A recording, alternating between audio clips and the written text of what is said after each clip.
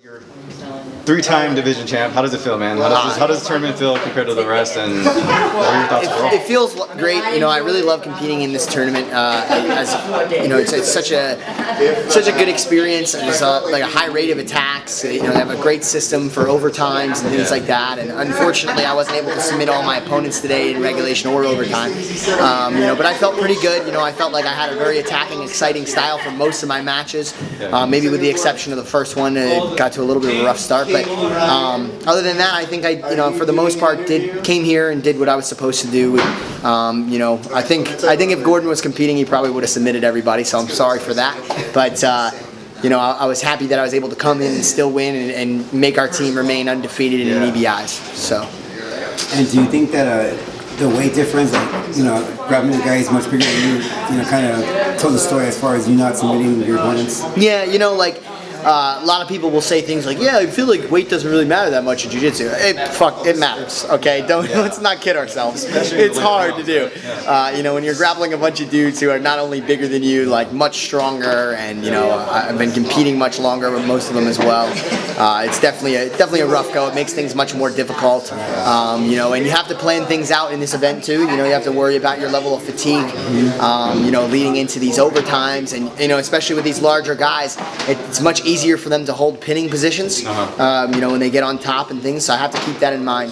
You know, so you saw me, you know, really trying to play to the inside on Vinny so that I didn't get, you know, pinned down in too many rough spots and have to carry his weight for too long. You know, that was a big part of the strategy. I was trying to push the pace on these guys as much as possible, but they hung tough. You know, I was pushing the pace, but you know, none of them really got that tired that I was able to exploit it that much. I think in the overtimes I exploited it a little bit, but you know, still wasn't able to submit. Unfortunately, it's in part my fault. It's some things that I have to sharpen up. It's also a little bit more difficult to lock a body triangle on some of the bigger guys. When they explode out or push into the legs, it's much more serious than when I'm doing this against smaller competitors. So that makes the overtimes a little bit more difficult. So there's a lot of challenges that this posed, and I was glad I was able to work through it. Looking forward to a better performance next time. I'm going to allow you know, Gordon to compete in his rightful weight class in the 170 division. It'll be exciting to watch him be miserable and have to cut weight, and you know, but then submit all of his opponents. Also, you know, shout out to Tom Bree. You know, he trains with us all the time in New York, and he was originally.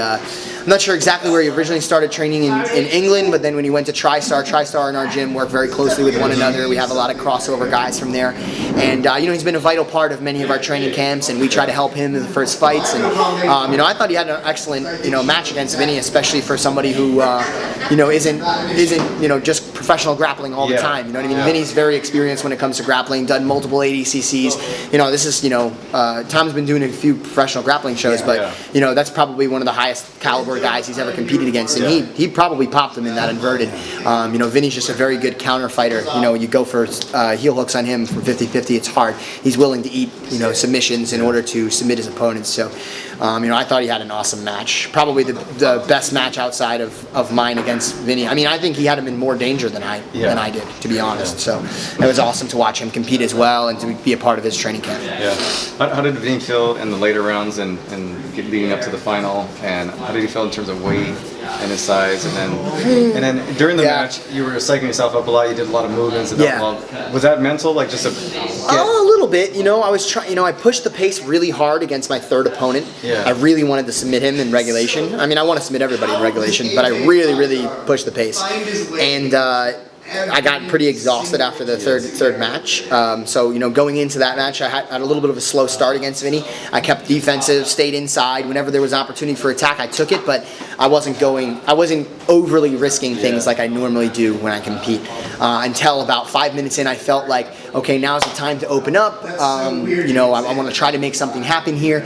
I felt like he didn't want to attack me that much because he was fearful. I think he was fearful that in the overtime he would be a little too tired, you know, to win. So I think once I realized that he was going to be kind of standoffish and wasn't really willing to attack too much, I felt a little bit more comfortable to push forward and try to push the pace, try to attack him, try to find some creative entries. You know, I do a lot of work on the feet, believe it or not. You know, I think a lot of people try to stay away from that. But honestly, I think it creates a lot of dynamic entries for attacks, and it's something some of these guys are missing out on. Especially on bigger opponents for me, actually, believe it or not, I come up to the feet and I try to enter from the feet frequently. It's a lot easier doing that than just carrying their weight from bottom position, in my opinion. You know, I mean, it takes a lot of work. I wrestle in the gym constantly. I'm always working on the feet. Not a lot of guys do that. They start on the knees. That was just another component that we added to it.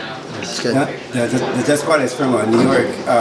Obviously, next weekend is the UFC coming to New York for the first time. Yeah, that's exciting. Have you guys been training with any guys on the card? No, unfortunately not. You know, who's going against McGregor? Sorry. Alvarez. Yeah. So, you know, Alvarez is a part of Ricardo Almeida's camp.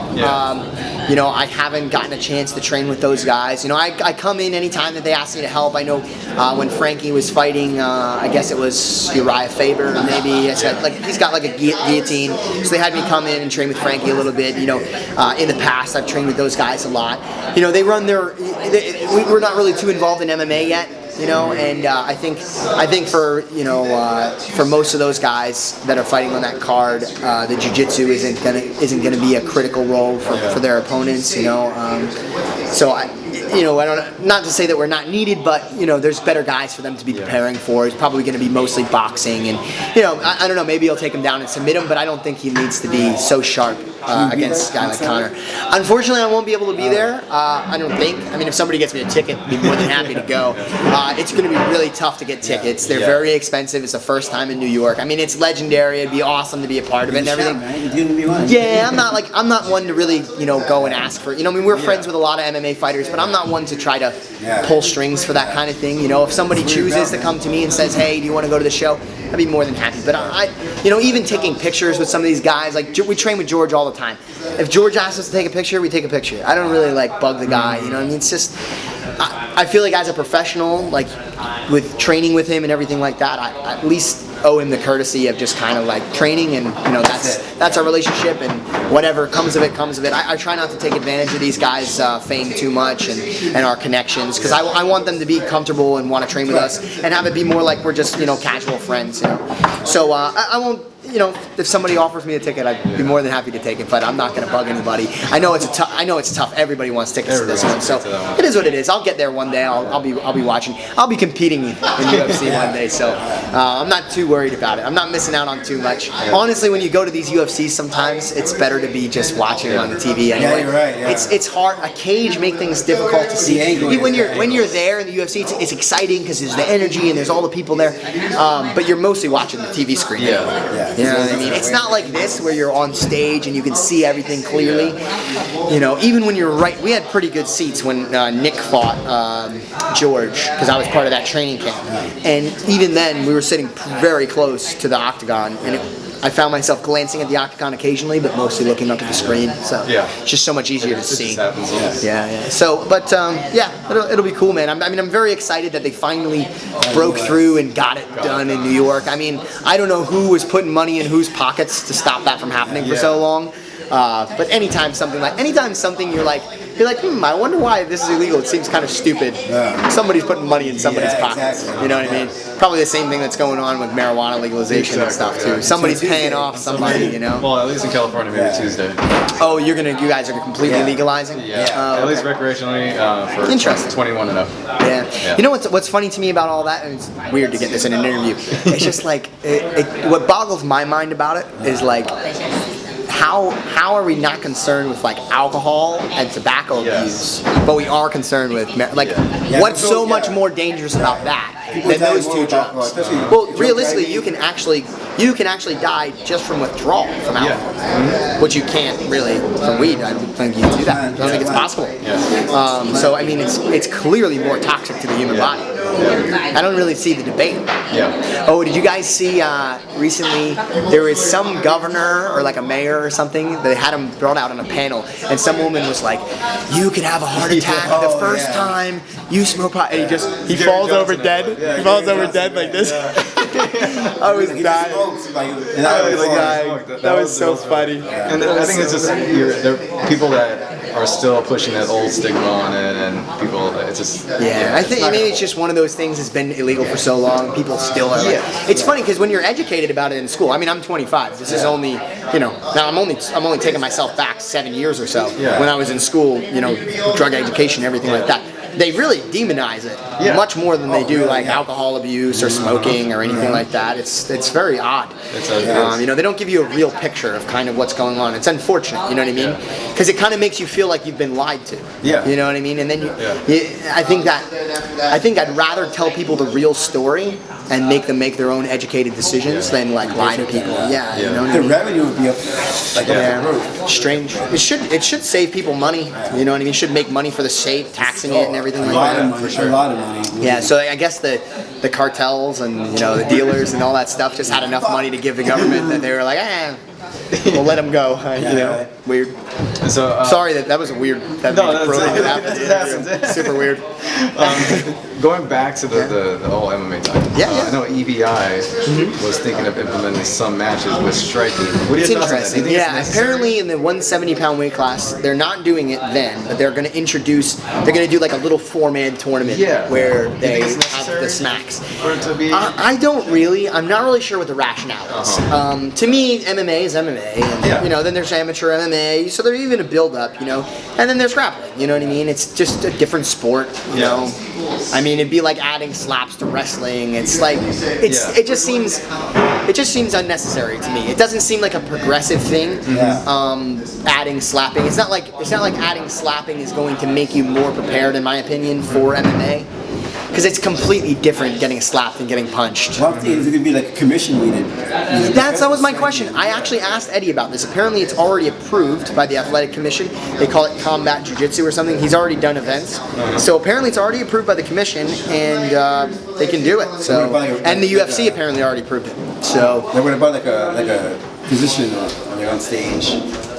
I'm not sure what they're gonna do. You know, I mean, I asked questions about it, relevant questions like, what are the criteria for TKO? And he didn't give like 100% clear, but he just said, you know, if somebody seems like they're out of it and just taking strikes, they'll stop it or whatever, and that'll count as a submission apparently. And it's open hand. Open hand.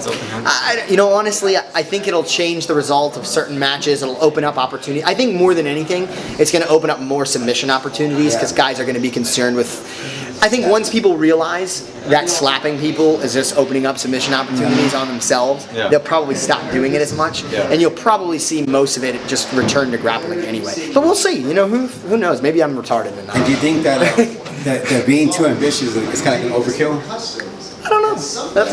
It's hard to say. I don't think it's necessary. I think the shows are pretty exciting as is. I think so too. I could see, you know, like, so take my first match with Jimmy, where like, you know, I'm just kind of getting up kicked in the chest and like nothing's really happening.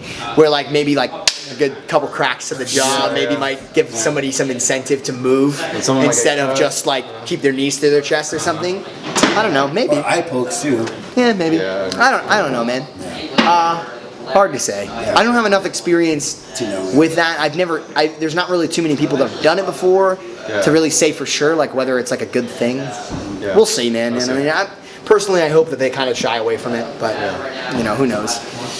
It's just weird. All right. So, what do you have coming up next? And when do you plan on defending your title?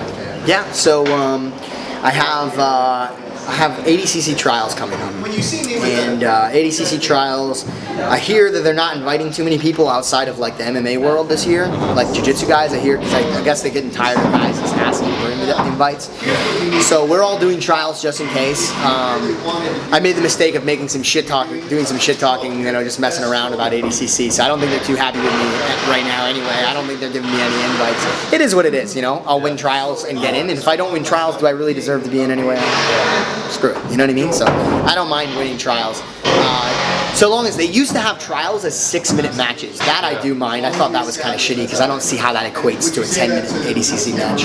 It's like a 3-minute. Essentially what it turns into is guys stall for 3 minutes because there's no points. And then they do a 3-minute points match, and what the hell does that say? But anyway, they're doing it for 8 minutes now, so you know, that's fine. That's enough time. You know, we'll see where it goes. You know, sometimes I have trouble with the points matches. You know, I plan to dominate. but I've won trials before. I've also lost trials before against some tough guys. So, you know, I'm excited for all of us to compete. Eddie will be doing it. Gordon will be doing it. I'll be doing it. So it'll be fun. You know, hopefully we all get in like we did last time. And well, Gordon lost in the finals last time, but I don't think that's going to happen this time. He's much more experienced. He's got a much better technique. You know, the guy's just getting better every day. So.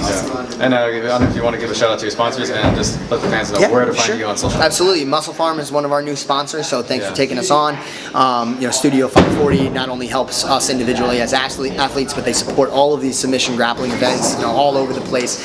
They've been a huge force in, you know, just elevating submission grappling and grappling in general to the next level, which has been great, you know, helping us become more professional. Chimera Coffee has also been a long-time sponsor now. It's one of Jake Shields' you know, things that he does, and the guys from there are awesome, and their athletes are all really cool. I love all the Instagram posts that these guys make, and the product, the coffee is really good. It actually makes me like hyper focused. I had it one time, and we're at like the hotel room. I just immediately start cleaning the hotel room and fix everything till it's like perfect, and then I like go do some push-ups. It's insane. I don't know what they're putting in that stuff, but it's good stuff for sure. And then Armbar Soap Company has been a long-time sponsor of ours as well, and you know, they always help us out, giving us stuff. And well, actually, ironically, I think they should just quit the soap business. Not that they don't make great soap, but they should just make apparel. Their apparel is the coolest stuff ever. We don't have any examples. I had the sweatshirt on earlier, but I lost it as I was competing. But they make the coolest stuff, man. So you know, check out some of their apparel. It's really awesome stuff. And I'm trying to think if I missed anybody. Harambe. Yeah, can't forget Harambe. But no, I think I got everybody. And yeah, that's pretty much it. Nice. It was, you know, very impressive. You know, watching you. It's always a pleasure watching you compete, man. Yeah, thanks guys. Thanks for being here. See you. Thanks, man. Appreciate it, guys.